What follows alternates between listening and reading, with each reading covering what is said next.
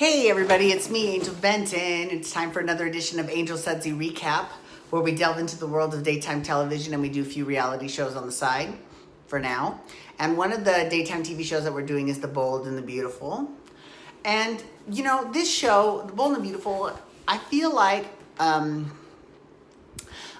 this show, it's really seriously being taken over by this Liam, Steffy, Hope love triangle.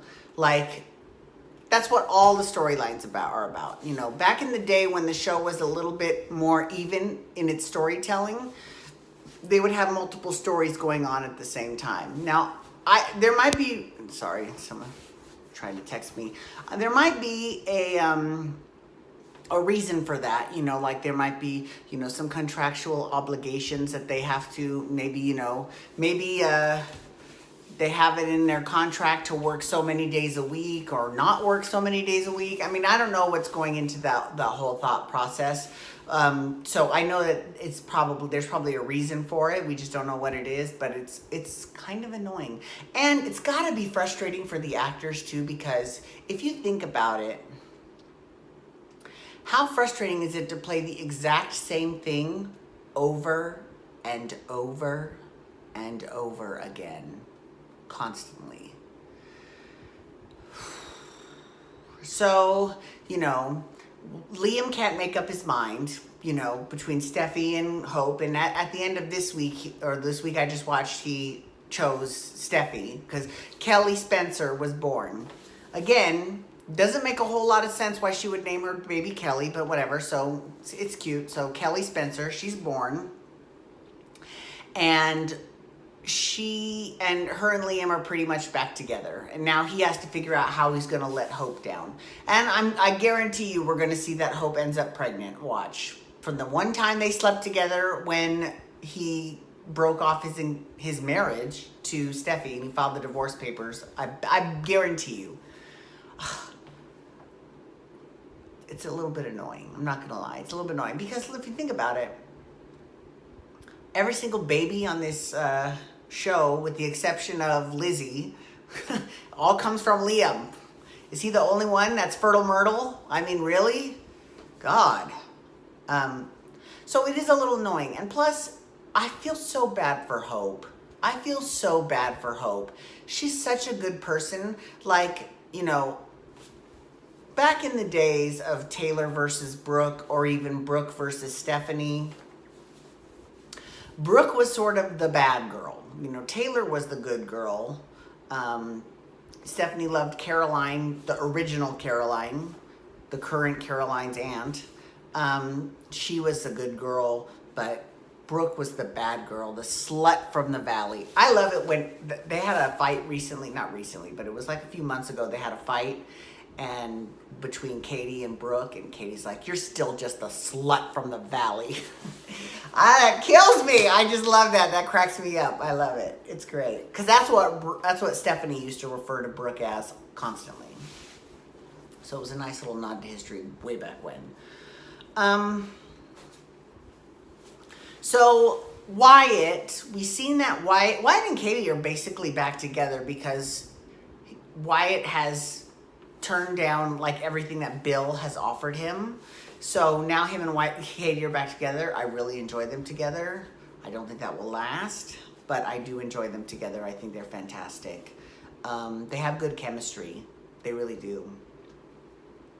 Okay, so that's the only story that's been going on. Now, you know, Ridge has kind of a little bit been playing into this story because he ends up, he went to the hospital when Kelly was born, and him and Liam were there, and Liam was in the room, and Kelly was born, and then Ridge came in, and they were all so happy, and it was actually a really touching moment. But again, I feel so bad for Hope because, you know, Hope is such a good person. She's basically the opposite of Brooke. And Steffi is kind of annoying, and she is the opposite of her mother, Taylor. Here's something that frustrates me about The Bold and the Beautiful. They have Taylor coming on, and she's kind of badass, and she shoots Bill. Okay, that's great.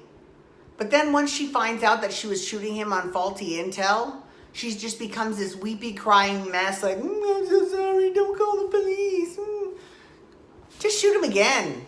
You know what I mean? Like, just do the job. You know what I'm saying? It's just a little bit annoying. It's kind of out of character. It's a little bit out of character to see her act like that. Here's another thing that's been irritating me. So, you know, I love me some Crazy Quinn. I fucking love Quinn.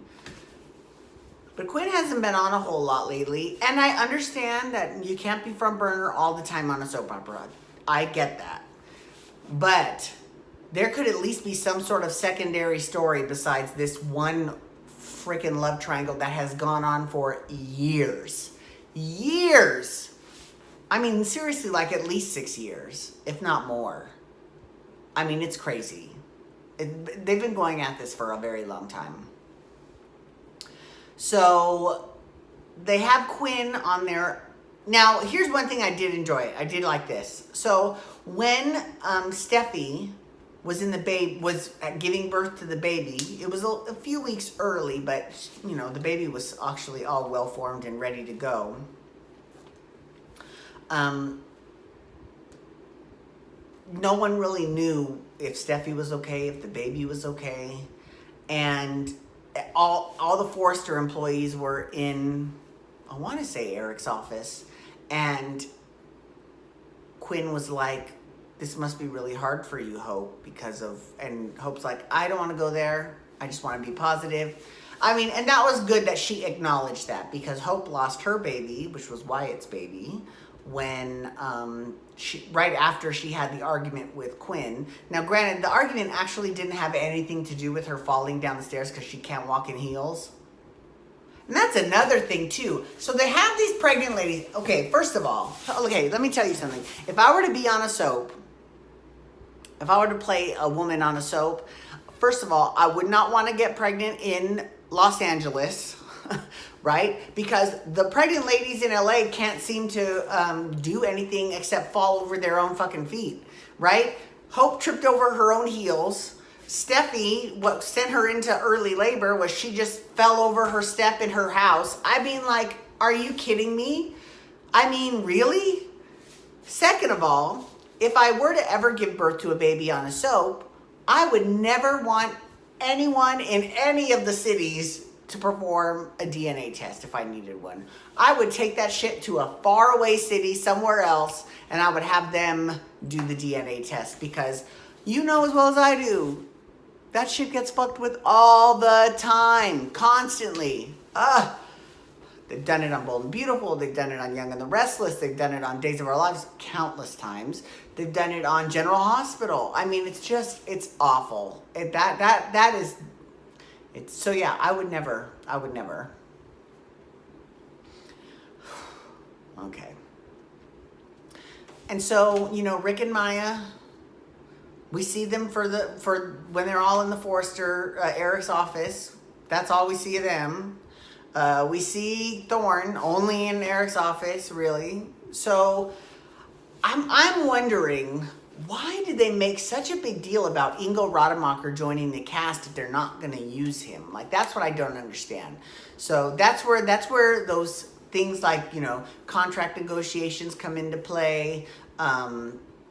You know, maybe the budgeting, they can't have all these people in multiple scenes. I don't know, but it's really kind of annoying because you have us get invested in this new actor playing this well-established character. And that actor also lives in Hawaii, so it can't be that cheap, you know. And maybe he might have brought a couple GH fans over, because I know that Torsten K, who plays Ridge Forrester, he's got a very loyal following, and you know what? I give him a lot of credit because he's very good with his fans. He is great with his fans. He's a really good example of how you should be as a soap star. He's really good, which is funny though because he doesn't do that much press, which is interesting. But he's very good with his fans, incredible with them, and so a lot of his fans, whether they were fans from All My Children, One Life to Live, or even Port Charles, or even Smash, they have followed him to Bold and Beautiful. And I'm sure there were probably a few that did the same with Ingo, but you know, you have us get invested in this new actor playing this role, and then you don't really use him. So I'm like,